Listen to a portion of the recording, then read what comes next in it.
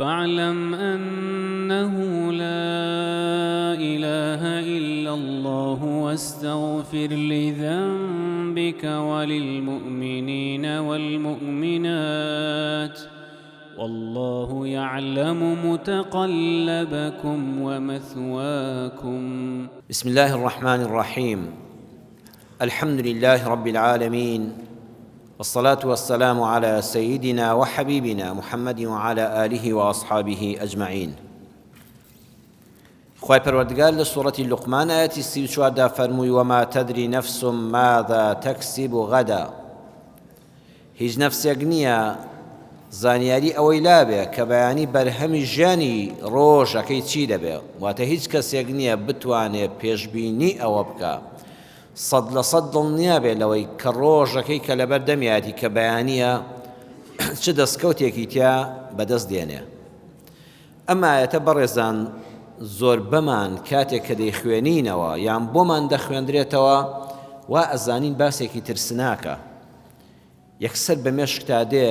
وا ئەزانی باسی ئەوەیە هیچ نەفسێک نازانێ بەیانی تووشی چی دەبێ، چ دەستکەوتێک بەدەست دێنێ. زۆر بەمان ترسمان بۆ دێ. بەڵام بە پێچەوانەوە خوای گەورە لەم ئاەتەدا دڵخۆشمان دەکا. پێمان دەڵێ وما يدريك فربما يكون الغد إصلاح لحالك. مادام نازانی سپاس بۆ خوای گەورە کە نازانی و یەقینت نییە بەیانی ژیانی تۆ دەستکەوتی تۆ چۆن دەبێ، زۆر گەشبین بە چێ دەڵێ لە 199 بەیانی ڕۆژێکی زۆر باش نابێ بۆ چاکبوونی حاڵی تۆ. وتفريج لهمومك. مادام خوای پەروەردگار شاردوویەتیەوە لە تۆ گەشبین بە لەوە ئەچێ بەیانی کۆتا خەمەکانی تۆ لەو ڕۆژەدا کۆتاییان پێبێ. وتحقيق لأمنياتك. گەشبین بە خوای پەروەردگار بە ڕەحمی خۆی لە تۆی شاردۆتەوە لەوە ئەچێ بەیانی ئەو ڕۆژە بێ کە هیوا و ئاواتی چەند ساڵت بێتە جێ، بۆ قوتابیەک، بۆ مامۆستایەک، بۆ کرێکارێک، بۆ بازرگانێک، بۆ کەسێک کە خۆشەویستێکی هەیە، ئەوەندە گەشبین بە لەوە ئەچێ بەیانی لە کتوپڕێکە هەواڵی گەیشتن بە ئاواتەکەی دڵت پێ بگەێنن. بۆیە ئەم ئاەتە بەڕێزانۆک و عەرزم کردن زۆر بەمان وا دێتە خەیاڵمان کە خوا دەفەرمێ هیچ نەفسێک نازانێ بەیانی دەستکەوت و تووشی چ دەبێ بۆ ترسێکی مەدەوە. لایەنە گەشبینیەکەیەتی خوا دڵمان خۆش دەکات، دەفەرمێ بە گەشبینیەوە بڕوانەوە ژیان. بەڵام ئێمە کە نازانین و لە عیلمی ئەڵڵادا سوبحانەه وتەعالە تەنها ئەڵڵا خۆی دەزانێ، ئەی ئێمە چی بکەین بۆ ئەوەی کەوا بەیانێکی گەشمان هەبێ، بۆ ئەوەی کەسایەتێکی سەرکەوتوو بین لە ژیاندا. باسمان کرد 5 خاڵی شەوی ڕابردووتان ئەگەر لە یاد بێ دەچینە سەر خاڵی نوێ.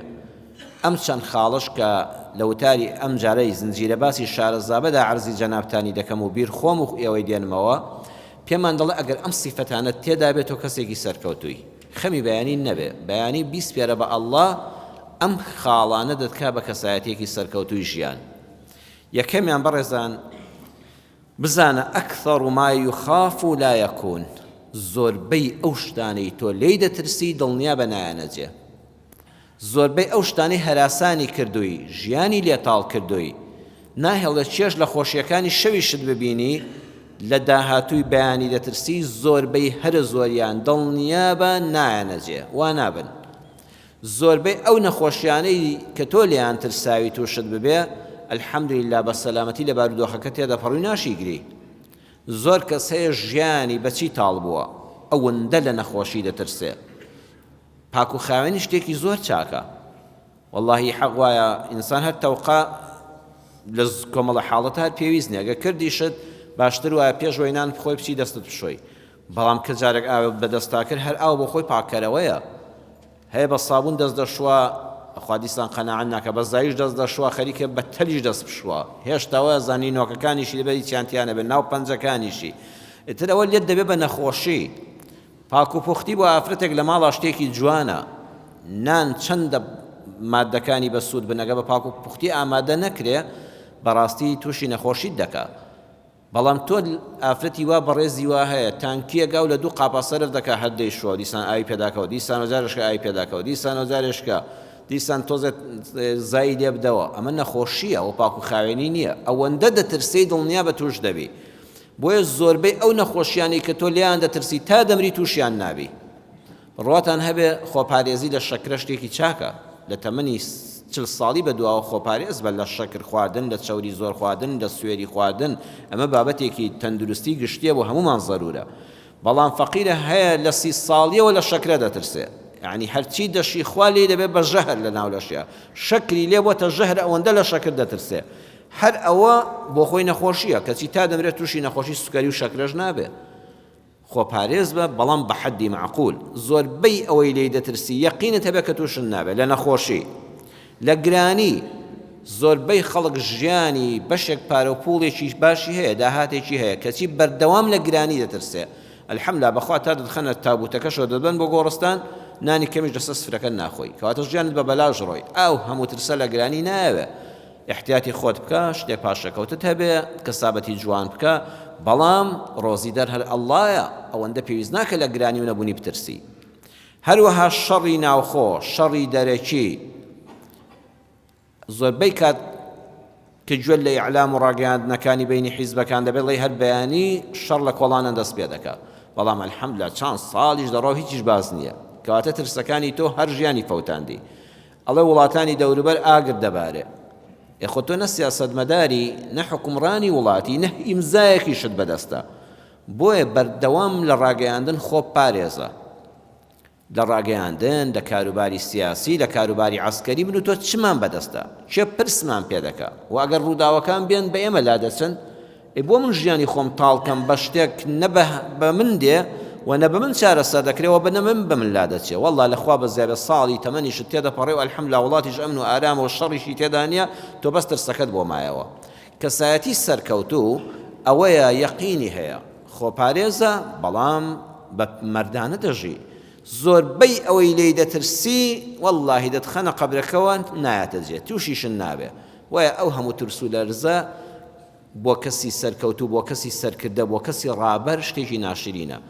دائما احتیاطت هەبێ حەزر بکە بەڵام لە سنووری معقولی خۆیدا وەڵڵاهی خواناسی بە حەق بە عەزیزەکەم مسلمانی خۆشەویستم خواناسێکی بە حەق بە دایمە بینی تۆ خوا ئاوەدان بێ بینی تۆ ئەڵڵا بەم مزگەوتە بەم عیبادەتە بەم ڕۆژوە بە خێر و خێرات بە عومرە و بە حاج بە زیکر و یادی خوا بە قورئان خوێندن بە ئەو بینت ئاوەدان بێ هەوڵ بدە بینی خۆشت و مسلمانانیش بە ئاوەدان بێ بە دڵپاچی زۆر گوێ بە خەڵک مەدە گوێ بدە بە ناڕەحەتیەکانیان بەڵام خراپەت بۆ خەڵک نەبێ ئەگە بۆت کرا خەمیان بخۆ بەس خەفەتیان پێمەدە ئەو قسە لە براتان وەرگرن هەوڵ بدە خەمی خەڵکت هەبێ خەم لە خەمی خەڵک بخۆ بەڵام حتا بۆت دەکرێ خەم بە خەڵک مەدە حتا بۆت دەکرێت تۆ باعیسی ئەوەمە بە کەسێک بەهۆی تۆ خەمبار بێ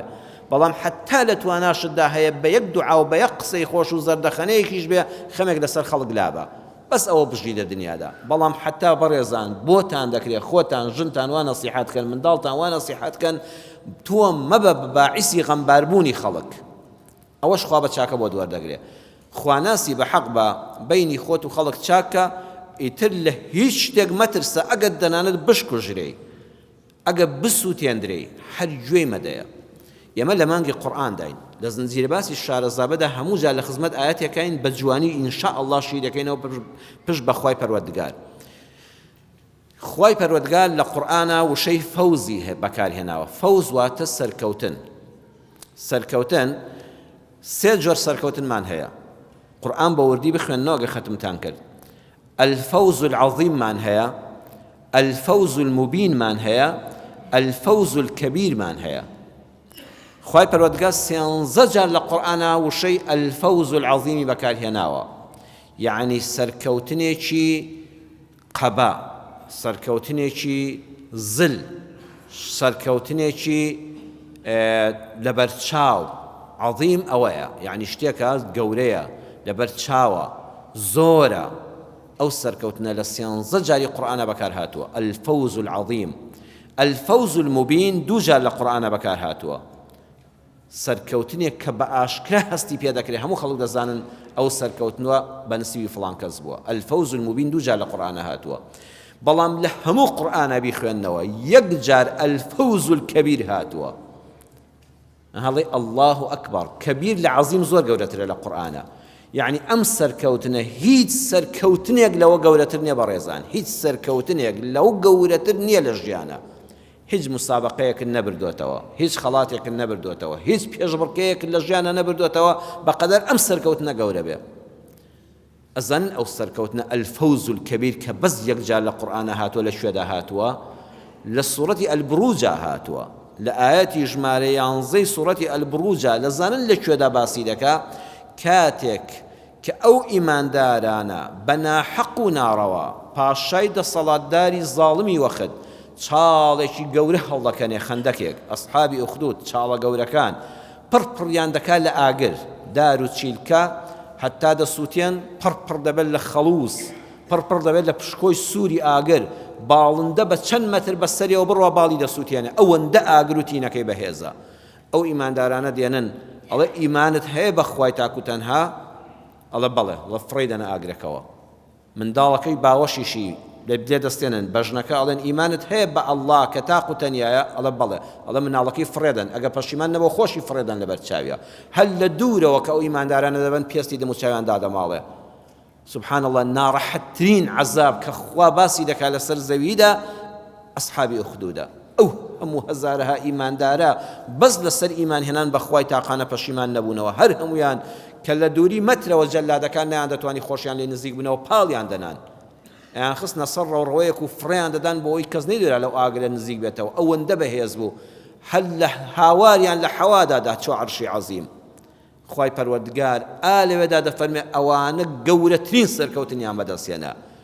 الفەوز الکەبیر بەس بۆ ئەوانە بەکار هاتووە.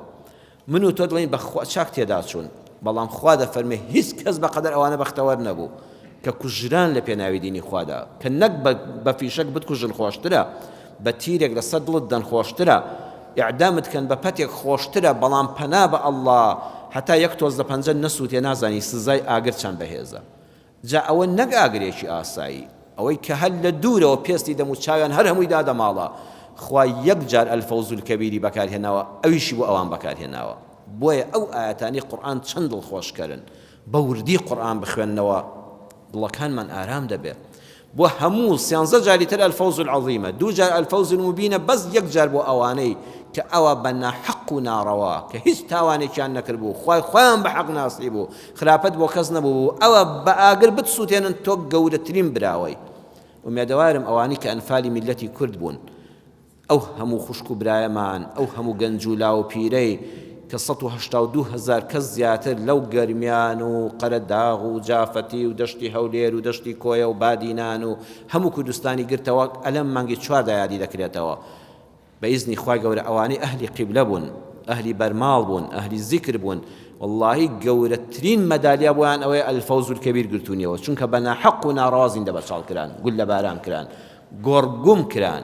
ئەوانە مەڵێ تێدا چوون بە نەسی قورئان، ئەگە بینی خۆیان و خۆیان باش بوو بێ زەرەدیان بۆ خەڵک نەبوو بێ، الفەوز الکەبیر بۆ ئەوانە. بۆیە دایمە کەسێکی سەرکەوتوو لە ژیانە ئەوەیە ئەڵێ هەرچیم لێ بەسەر بێ تەنانەت سەختترین سزاشم دەن بە ناحەق، الفەوز الکەبیر. خوا یەکجار بەکاری هێنا بۆ ئەو کەسانە. دووەمیان عەلەیکە بالعەمەل الجاد المثمر واهجر الفراغ. ئەگەر دەتەوێت کەسایەتێکی سەرکەوتوت هەبێ لە ژیانە، بەیانێکی پڕشنگدارت هەبێ لە ژیانە، مسلمانی خۆشەویستم، بەردەوام با دەستت بە کارێکەوە بێ. العەمەل، کارکردن، کار زۆر گرنگە، بەڵام کام کارە؟ الجاد، کارێکی پڕبەرهەمی جوان کە دڵت پێی خۆش بێ. المثمر، کە بەرهەمی هەبێ. کارکردن یەکەم کارت هەبێ، کارەکە حەڵاڵ بێ، دڵت بە کارەکەت خۆش بێ. هەر ئیشێک بەر ڕێزەکەم تاقی بکەوە کە دڵت پێی خۆش نییە، وەڵڵاهی مەیمرێنە. کە دڵت بە ئیشێک خۆش نییە و ئەزانی بێگارت پێ دەکەن، نەیکەی باشترە، بڕۆ بۆ ئیشێکی تر کە دڵت پێی خۆشە، سەرکەوتوو دەبی. ئەوە دیارە بۆ کەسێکی تر ئەو ئیشە دانراوە، ئەوە ئیشی تۆ نییە. کات بە فیڕۆمەدە، تەمەنی خۆت بە فیڕۆمەدە. ئیش ئەوەیە چێژی لێوەرگری. والله من لە هەموو عمری مەلایەتی دام سوپاس بۆ ئەڵڵا، وەلیلله الحەمد والمینە. بڕواتان هەبێ پێویستیم بە 250 دیناری هیچ بە شەرێک نەبوو لە ژیاندا لە مەلایەتیدا بەس وەڵڵە هیچ چێژی لێ وەردەگرم ئێستا کە قسە بۆ ئێوە دەکەم و ئەزانم ئەم شارە هەر هەمووی منە یعنی چێژ لە کاری مەلایەتی وەردەگرم بەڵام ئەگە وەکو پیشەبی کەم سپاس بۆخوا لە عمرمدا پێویستیم بەوە نەبووە مەلایەتی بکەم نەپێویستیم بە حکومەت بووە نەپێویستیم بە حیزبێک بووە نەپێویستیم بە دەوڵەمەندێک بۆ سپاس بۆخوای گەورە بەڵام کارەکەی خۆم چێژی لێ دەبینم تۆ مامۆستایەکی بەڕێزی قوتابخانەی ئەگەر لە دەرزوتنەوەدا چێژ نەبینی مامۆستایەتی مەکە تۆ ئەگەر دکتۆری لە عیادەکەتا چێژ لە چارەسەری نەخۆشەکانت وەرنەگری و هەست بە مرتاحی نەکەی دکتۆری مەکە بڕۆ کەسابەتی چکە بکە باشترە هەروەها بۆ فەلاحێک بۆ جوتیارێک بۆ کاسبکارێکی بازار بۆ دوکاندارێک ئەگەر زانیت بێگارە ئەوە جاد نییە المثمر با کارێکت هەبێ بۆ دنیا بەرهەمی هەبێ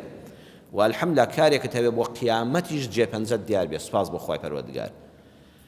خوای گەورە لە باسی نوێژی جومعەدا دەفەرمێ فإذا قضيت الصلاة دانیشن نەماڵەوە فانتشروا في الأرض وابتغوا من فضل الله واذكروا الله كثيرا لعلكم تفلحون ئەگەر دەتەوێت کەسێکی سەرکەوتوبی لە ژیانە ڕۆژی جومعەش مەکە بەپشوو ئێمە لە جیهانی ئیسلامیدا غەدەر لە ڕۆژی جومعەش دەکرێت نە دایرە هەیە نە بازار هەیە زۆربەی شوێندا دەخرێت ئەوە خوا نافەرمێ خوا فەرمێت تا سەعات 11 کار بکە کە بانگی جومعە نزیک بۆوانێ خێرا بڕۆ ئاوێک بە خۆتاکە جلوبەرگێکی پاک و پوخت و بۆ عەتر و معەتەر و ڕێک و پێک و وتوکراو لە بەرکە وەرە لە مزگەوتا دانیشە بە دڵ گوێ بۆ خوتبەی جومعە بگرە کە دەرسی هەفتانەیە دڵت ئاودە خوانی ڕوحە وتاری جومعە مەگەڕێ خوتبەیەک 10 دقە لەکوێیە خوا بکەم مامۆستا بە 5 دقە لێ بێتەوە کوڕە من حەقم چێ باسی چی دەکا هەر زوو نە مامۆستا دەزانێ باسی چی کردووە نە تۆ دەزانی باسی چی کردووە بەس گرنگوەیە زوو ڕاکەیە دەرێ ئەوە مەکە بگەڕێ ئەم دەرسێ لەکوێ هەفتانە دەرسێکی ڕوحم وەرگرم لە دینەکە و ئیسلامەکەم شارەزا بم شتێک کە نەمزانیوە فێری بم کە زانیومە بیرم بێتەوە کاری پێ بکەم بگەڕێ بەدوی خوتبەی وادا بەڵام کە خوتبەتەوە بوو چوویتەوە نانەکەت خوارد فانتشروا في الأرض لێ مەخەوە دامەنیشە مەیکە بە عوتڵە ڕێک بچە دوکانەکەت بکەوە ڕێک چێشخانەکەت بکەوە براکەم ڕێک برەوە سەر چێڵگەکەت ڕێک بڕەوە کۆمپانیاکەت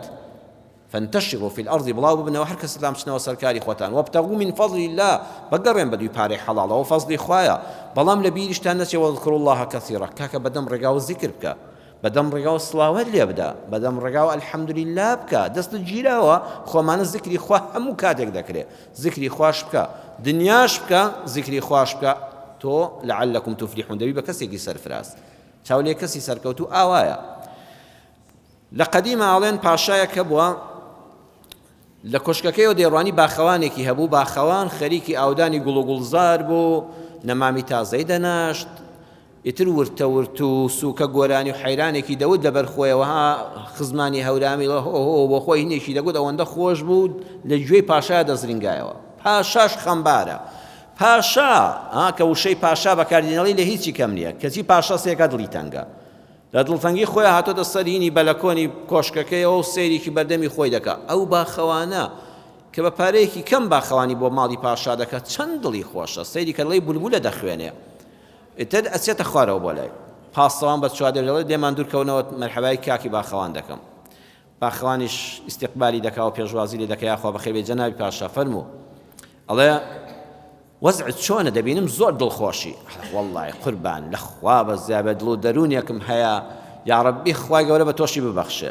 باخەوان بە پاشا ئەڵێ یاخوا ئەو دڵ و دەرونەی من هەمە خوا بە تۆشی ببەخشێ ئەرە وەڵڵای قوربان ئەوە نەمورتاحم ئێڵە برا تۆ بەچی مرتاحی تۆ هەر ئەوەی معاشێکی سووکە معاشێکت هەیە لای ئێمەوە خانوێکی شڕ و سادە بەرهەمێکی کەم ئەڵێ نانا قوربان وانیە وان مەبینە ها ئیش کە دڵت پێی خۆش بوو چەند خۆشە ئەڵێ قوربان لە هەموو خەڵاتی خوا لە سەرم گەورەترەوەی مسلمانم بەیانی هەستاوم نوێژی بەیانیم کردووە یەک کۆمەڵ زیکر و ئەورادم خوێندووە ڕووم لە خوا کردووە کتمە یا ئەڵڵا پشت بە تۆ نانی بەیانیم خواردو هاتوومە سەریش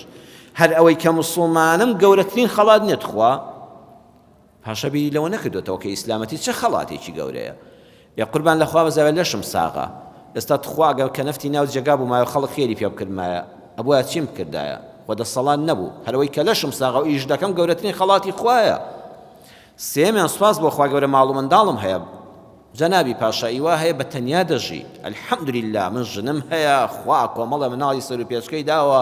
یێواران کە ئەچمەوە یەکێ لەم لامەوە یەکێ لەو لامەوە یەکێ دەتە سەر شان و ملم و هەر ئیسراحەت جا لەوە خۆشتر هەیە برا ماڵ منداڵەکەی خۆی خەریکە لێت بێتە باڵا و ئەزانە باڵام بەسەریەوە ئەوتی خوا کە ماڵ و مناڵم هەیە ئەوە گەورەترین خەڵاتی خوایە کێوار دەچمەوە ناویان سوپاس بەخوا ئیشم هەیە بێ ئیش نیم سوپاس بەخوا ئیشەکە لە شارەکەی خۆمدایە هەر لە پەناماڵی خۆمان دێمە دەرێ باخچەی پاشایە سوپاس بەخوا کارەکەم بەرهەمدارە بەوەی خۆم دڵم پێی خۆشە سوپاس بۆ خوای گەورە خەڵک ببینینی ئەم گوڵ و گوڵزارە دڵخۆش دەبێ هەم خۆم پێی دڵخۆشم هەم خەڵک دڵخۆش دەکەم هەروەها پاداشتی لای خواشم هەیە ئەم ئیشەی من ومێدەوارم خوا لە قیامەتە بەقەدەر دەوڵەمەندان ئەجرم بداتێ وتی چۆن وتی من یەقینم هەیە هەر مێرولەیەک بێتە سەر ئەم گوڵانە خوا ئەجرێک بۆ من دەنووسێ هەر هەنگێک بێ و هەڵاڵەیەک لەم گوڵانە هەڵگرێ و بیکا بە هەنگوین و هەنگوینەکە خەڵک بیخوا من ئەجرێکم بۆ دەنووسێت چونکە من گوڵەکەم ناشتووە الله ئاوا بی لە کاری خۆت بکەی ئەوەندە بەلاتەوە گەورە بێ نەیوت خواوەکەی ئیشە الله لەوەتی مردم هەر پیر بووم هەر باخەوانی هەر معاشم هەر ئەوەندە بوو وتی هەر مێرولەیەک بەسەر ئەم گوڵانەوە بنیشێ هەر هەنگێک شیلەیەکی لێ هەڵگرێ من ومێدەوارم لە قاپی ڕەحمەتی خوا بۆم دەکا بە ئەجر وێ زۆر کارەکەم بەرهەمدارە وتی ئەی داهاتت چۆنە معاشت بەشت دەکا وتی قوربان هەر خوانەی بڕێ زۆر بەرەکەتی تێکەوتووە جا بەڕێزان بەرەکەت لەگەڵ ژمارەدا زۆری فەرقە هەیە بە ژمارەی پارە سفری زۆرە کەچی وەڵڵی بۆ خۆشی دایمە نازانێت چی لێ دەکا هەیە بە ژمارەی پارە سفرەکانی کەمن کەچی خوا بەرەکەتێکی تێ خستۆ سوبحان الله بەشی دەکا و لێشی زیادە و پاشەکەوتیشی هەیە دڵیشی پێی خۆشە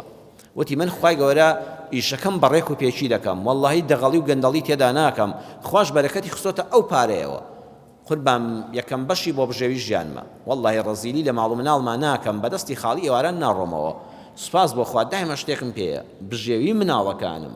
خێزانم میوانم الحەمدولله سفرەمان دایمە ڕازداوەیە بەقەدەر توانە درێغی لە بژێوی ماڵ و منداڵم ناکەم وتی دووەمیشیان قەرزاریشم بەشێکیش دادەنێم نەک پارەکەی بکا بە چوا بەشە وتی بەشێکیش بۆ نمونە ئەگەر 10,000 بکەم بە مەسرف 2,000 داناوە دەیدەمەوە بە قەرز قەرزاریشم دەمەوێت ئەو قەرزانش وردە و دەبدەمەوە هەروەها هەندێکیش دەدەم بە قەرز 2,000 داناوە دەیدەم بە قەرز با قەرزێکم هەبێ بۆ داهاتوو هەندێکشی دەکەم بە خێر و سەدەقە وە نمونە 2,000 لێ دەکەم بە سەدەقە پاشاوتی وڵای تێناگەم تۆ لەلایەک قەرزاری لەلایەک پارە دەدەی بە قەرز لەلایەک خێر دەکەی هەر بەم پارە کەمە وتی بەڵێ ئارە وەڵا قوربان وتی چۆن قەرزی چێ لایە وتی قوربان قەرزی دایک و باوکم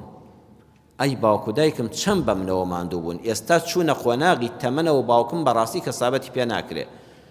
هانی براکانم و خوشکەکانیشم دەدەم من بەقەدەر توانای خۆم ڕۆژانەیەکم تەرخان کردووە ئیلا لە خزمەت دایک و باوکم دابم بەڵکو هەندێک لەو قەرزانە بدەمەوە ئەرە وەڵڵا ئەوە نە قەرزاری دایک و باوکمم ئێستا سەردەمی ئەوەیە بەشێک لە قەرزەکان بدەمەوە کە هەمووشم پێ نادرێتەوە بەزلانی کەمیشدانم مرتاح دەکەم بەشە قەرز دەدەمەوە وتی ئەی قەرز دەدەی بە چێ وتی قوربان بە مناڵەکانم خزمەتیان دەکەم ئەمڕۆ ڕێز لە منداڵەکانم دەگرم ئەمڕۆ حرمەتیان لێ دەگرم ئەمڕۆ پێش ئەوەی دەمیان تێرکەم ڕوحیان تێر دەکەم ئێستا تۆ مناڵەکەت بە چەند پارەی بۆ فڕێدە بەس کە پاڵێکت پێوە ناوتت لاچۆ دڵی دەکوژی وتی من پێشەوەی پارەیان دەمێ ئامێزیان بۆ دەگرمەوە ئەمە قەرزە ئەوەندە خۆشەویستیان دەدەمێت دڵنیام ئەم قەرزە نافەوتێ بەیانی کە پیر بووم و کە نەفت بووم منداڵەکانم پێگەیشتن ئەوانیش ئاوا لە ئامێزم دەگرنەوە با ئەم قەرزەم هەبێ لەو بانقەدا چەند تێگەیشتنێکی جوانە هیوامان هەیە بەداخەوە کاتێک کە مناڵەکانی بەخێو کرد ئەوەندەی ئازاردان ئەوەندەی ڕوشکیان کردوون ئێستا کە پیر بۆ مناڵەکانی چاری باوکیان ناوێ چارەی دایکیان ناوێ قەرزێکی دادانە ناون مەگەر زۆر بە ئیمان بن یان بۆکو پیاوانی وەکو جەناوتان بەڕێز و بە حرمەت و کاوان کەسایەتی بن ئەینا باوکەکە بەداخەوە لێزان نەبوو هەموو باوکێک دڵسۆزە یەقینتان هەبێ هەموو باوکێک دڵسۆزە بەڵام هەموو باوکێک لێزان نییە هەموو دایکێک خەمخۆرە بەڵام هەموو دایکێکی لێزان نییە نازانێت قەرز بداتە مناڵەکانی بۆی پاشە ڕۆژ لێیان وەرگێتەوە وتی خوشک و براشم هەیە واللهی ئەگە کەمێکی پارەکەشم بێ هەژارن یارمەتیان دەدەم ئەمە خێر و سەدەقەیە لە زیاتی خێر بە خەڵک بکەم بە خوشک و برای خۆمی دەکەم لە هەموو کەس لێم نزیکترن پاشا وتی واللهی خۆزگەم بە خۆت واللهی برا تۆ پاشای واللهی من کرێکارم من بارێکی قورس خەمێکی زۆر دڵناڕەحەتی لە وەزیرەکەی خۆم دەترسم ژەهر خواردوم نەکە لە پاسەوانی خۆم دەترسم کە حیمایەم دەکا خوا بکەم تیرۆرم نەکە دەبێت دایمە دەستەی پاسەوانی بگۆڕم دایمە وەزیرەکانم چاودێری بکەم لە هەلەوەیە لە ژن و مناڵی خۆشم زاریوە ئەمین نیم واللهی ئەم هەدڵە خۆشەی تۆ قسەکەت جوان بوتی لە ئەوڵەوتت خوا لەوە بەشی تۆشدا یا ڕەبی خوا لەو دڵەش بەشی مندا کەواتە کەسیەتی سەرکەوتووە کارێکت هەبێ زانایان وتویانە وەهجوری الفەراغ قەت مەهێڵە بێ ئیش بی بۆ یەک ڕۆژیش مەهێڵە بێ کار بی إن الشباب والفراغ والجد مفسدة للمرء أي مفسدة أي پنا بخوا سێشل لە هەر کەسێکا کۆ بێتەوە لە ناوی دەبە وەڵڵی خوا ڕەحم بە منداڵی هەر هەموو مامکە لەم زلوفەیە مناڵەکانمان خەریکە تێدا دەچن گەنج و مێر منداڵێک و گەنجێک تازە پێدەگا مێر منداڵەیان گەنجە دەست بەتاڵ و بێکارە هەرچی دەشیاوێ لە بەردەستیایەتی ئەم ئایپاد و مۆبایل و ئەنتەرنێت و کاتە زۆرە گەنجە سعاتدا 11 لە خەو هەڵدەستێ ئەمجار 3-4 سعاتە لەسەر فەیسبووکە بێکار و بێئیش ئەمجا شەوێ تا بەیانی ناخێ بەیانی هەڵدەستێت چاوی سوور بۆ فەقەیە دایکی ناوێت بڵێ وەرە نان و چایەکەت خۆ مەفسەدەة للمەڕء ئەی مەفسەدە چ لە ناوبەرێکە ئەو سێ بەڵایە بەیەکەوە بۆیە بۆ یەک ڕۆژ بێ بە پارەیەکی کەمیش بێ ئەزیزەکەم قەوڵ دەبێ کارمە بە یەک ڕۆژ بە بێکاری دامەنیشە با پارەیەکی کەمت دەستکەوێت ئیلا خەریکی کارێک بە سێمیان وە کەسایەتی سەرکەوتوو اترك الأراجيف ولا تصدق الشائعات دائما خۆ پارێزە لە المرجفون ئەزان المرجفون چێن ئەوان کە خوا لە سوورەتی الأحزاب ئاەتی 60 دەفەرمێ المرجفون في المدينة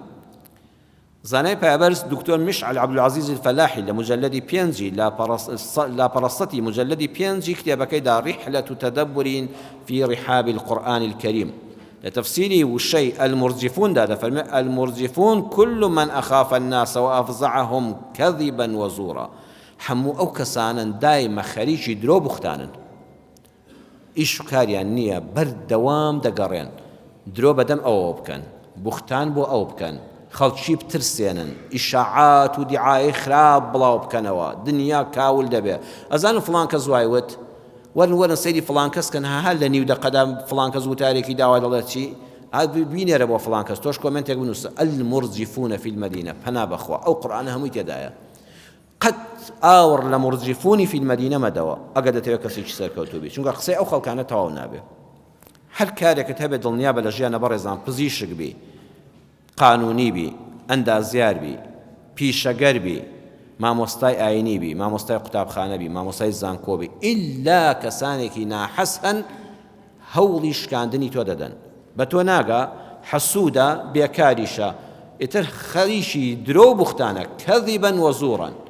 خەریکی درۆ هەڵبەستن و بوختانکردنە بە ئەم و ئەو ئاوڕ لەوانە مەدەوە ئەگە دەتەوێت سەرکەوتوبی مێشکی خۆت بەوانەوە هەر مەهێشێنە ئەوانە خوا خۆی فەرموویەتی لێیان گەڕێ من خۆم چارەسەریان دەکەم المرجفون في المدينة لا سوورەتی الأحزاب ئاەتی 60 خوا هەڕەشەی لێکردوون لەگەڵ منافقینە ناوی هێناون لەگەڵ دڵنەخۆشانە المرجفون في المدينة ناویان هاتووە زانایانی ئێمە لە مێژوودا زۆر شتیان بۆ باس کردوین بەداخەوە ئێمە میلەتی کورد کتێبەکانی خۆمان ناخوێنینەوە ئەم گەنجە جوانانە دەبینم ڕۆژ تایوارەوە ئەم ئامێرە کوشندە ئەگە بۆ چاکە بەکاری بێنی بەرهەمی زۆرە بەس بەخوا بەداخەوە هەمووی بۆ مرجفونە في المدينة هەر گەنجێک لە ئەوانە ناڵە مەمانەی مزگەوت ئینشاڵڵا گەنجانی ئێمە پارێزراوترن بە زۆری خەڵک ڕۆژ تا ئێوارە دەزانێت لەم وڵاتەدا چی بووە ئەوە فڵان کەس لە فەیسبووکە ئەویان لەسەر نووسی و فڵان هەواڵ بڵاو بۆ فڵان کەس چاوپێکەوتنی لەگەڵا کراو برا تۆ چت داوەلەوە ئەوە چیشی تۆیە والله بس قبري خود پر لا گردەکەی والله ئەو چاکە و حەسەناتانت هەموو بۆ خەڵک دەڕوا ئەو هەموو گوناهەی خەڵک دێنێ سەر شانی خۆت ئەی بەیانی مردی بیری قیامەتن نییە چی لێ بەسەر دێ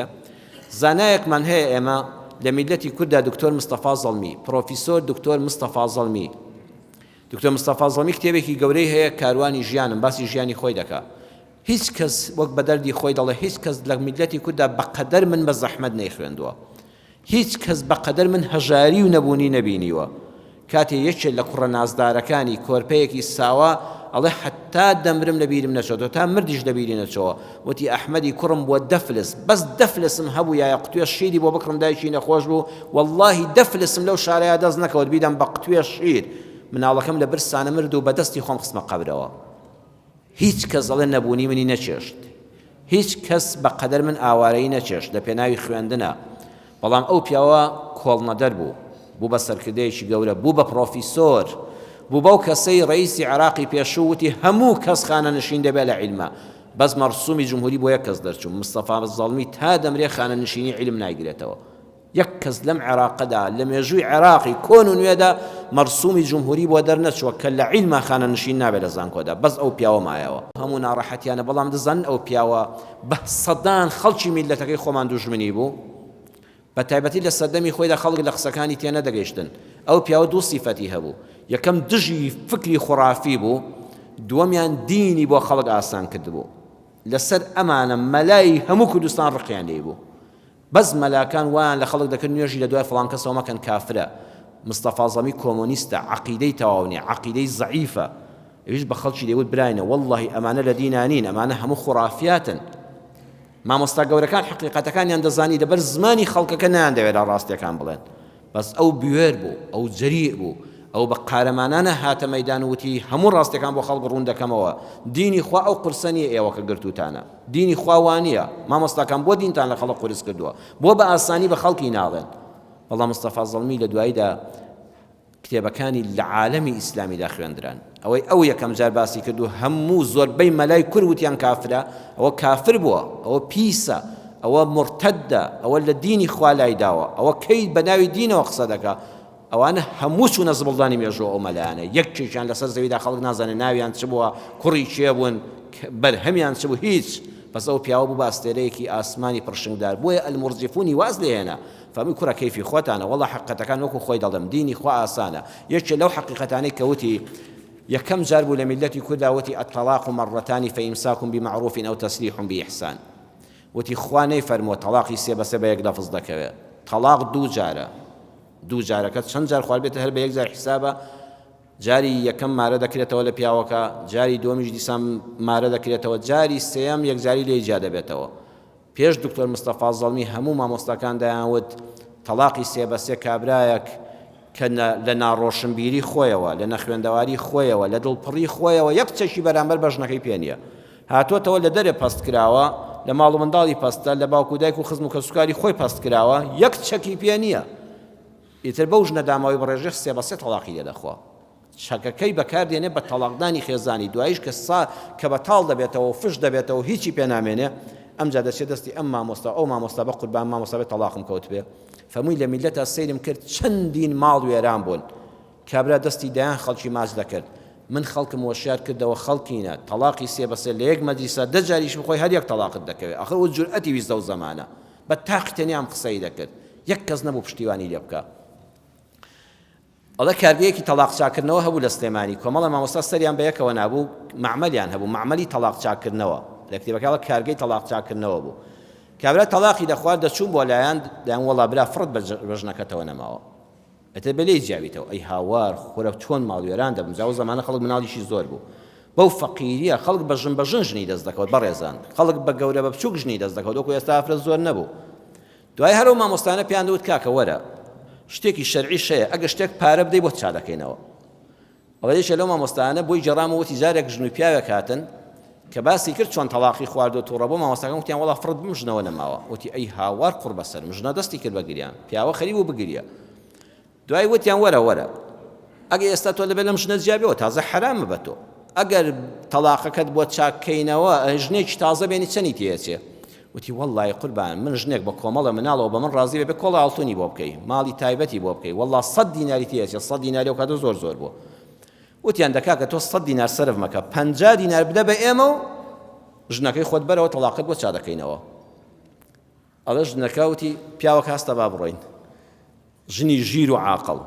وتیانی تەلاقتان چا ناکەینەوە وتی نەوەڵڵا وەڵڵای مامۆستاینە ئەگەر تەلاقێک کەوت بێ بە 50 دیناری چا نابێتەوە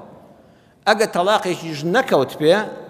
50 دیناری کەرانە بۆ بدەین ئەم تەلاقە نەکەوتەوە بۆیە ئێوە بە 50 دینار بۆتان چا دەبێت هەستە پیاوەکە با بڕۆینەوە خۆ عیبمان نییە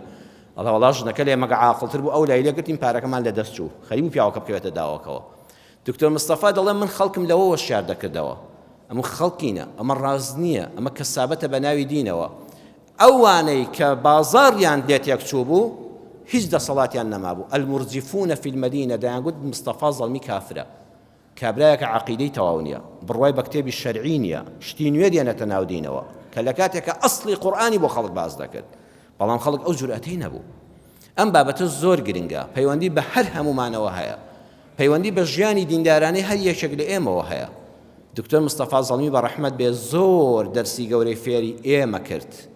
ئێمە خۆمان بەردەوام لەسەر ئەو منهەجە دەڕۆین، ئەو منهەجە ڕاستەقینەی کە قورئانی پڕبەرەکەت و بەخشش لە پێش هەموو شتێکەوەیە. لۆمەی عالەمیش با بۆ خۆی بڵێ ورە هەزار کۆمنتم لەسەر بنووسی هەر بە خەیاڵیش هەر ناچێتە گوێمەوە تا لەو گوێم دەرچێ. مهمەوەی حەقیقەت و ڕاستیەکە ساڵانێکی کە تۆش دەیزانی ئەو مامۆستانش دەیانزانی بەڵام نانیان دەبڕا،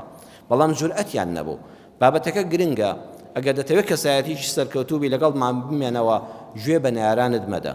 خوای پەروەردگار لە دینەکەی خۆی باشتر شارەزامان کە، خوای پەروەردگار بە ڕەحم و میهرەبانی خۆی بەرچاوڕوونمان کات، چاکتر لەم قورئانە تێمان بگەێنێ. وەڵڵاهی لە قورئان تێبگەین دنیامان بەختەوەرە، قیامەتمان بەختەوەرە. یا ڕەبی خوا لەسەر ڕێبازی قورئان بژین، لەسەر ڕێبازی قورئان بمرین. یا ڕەبی خوا لە خزمەت پێغەمبەری خۆشەویست و نازداردا صلی الله عليه وسلم لە خزمەت زانایانی خزمەتکاری شەریعەتی ئیسلامدا یا ڕەبی خوا لە بەهەشتا بەیەکەوە کۆمان کەیتەوە. یا ڕەبی خوا ئەم ئازیزانە کە بەم شەوە قەدرە هاتوونە ماڵەکەی تۆ، یا ڕەبی خوا شەوی قەدریمان بەنسیب بکەیت. ئەو ئەجر و پاداشتەی بۆ زیندووکردنەوەی شەوانی قەدردانناوە یا ڕەبی خوای هەر یەکێک لە ئێمە بەو دەستکەوتەوە بڕۆینەوە بۆ ماڵەوە. یا ڕەبی خوا لە گوناهەکانمان خۆشبی، شیفای نەخۆشەکانمان بدەیت. خوا لە دڵەوە دوعا بۆ ئەو کەسانە بکەن کە داوایان لێ کردوین و زۆر زۆر خەمبارن. یا ڕەبی خوا خەمەکانیان لەسەر لابەری. ئەو ژن و مێردانەی کێشەی گەورەی خێزانیان هەیە، یا ڕەبی خوا ئیسلاحی حاڵیان بکەی. یا ڕەبی خوا هیچ ژن و مێردێک جیا نەبێتەوە، هیچ خێزانێک هەڵ نەتێکێ، هیچ منداڵێک سەرگەردان نەبێ.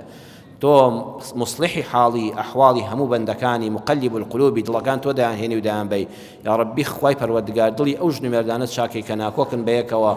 بە ئاگا بێنەوە، ژیر و عاقڵ بن، قسەی خێر بچێتە نێوانیانەوە. یا ڕەبی خوای هەموو ژن و مێردێکی ناکۆک بەیەک شاد بێتەوە. آمين آمين والحمد لله رب العالمين والسلام عليكم ورحمة الله وبركاته. فاعلم أنه لا إله إلا الله واستغفر لذنبك وللمؤمنين والمؤمنات والله يعلم متقلبكم ومثواكم.